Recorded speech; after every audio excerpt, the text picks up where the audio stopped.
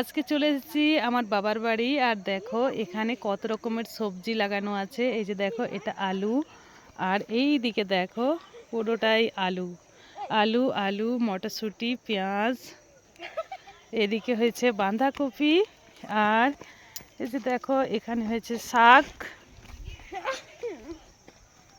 শাক, এখানে পালং শাক, এখানেও কি শাক, মেথি শাক, এখানে মূলো শাক, এখানে বিনস লাগানো হয়েছে, এখানে পেঁয়াজ,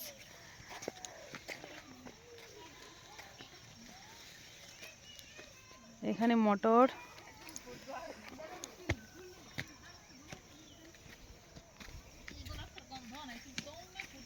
এই দেখুন এটা হচ্ছে তেজপাতা গাছ, এই দেখো পেঁয়াজ, সবচেয়ে বেশি এই যে কুল গাছ।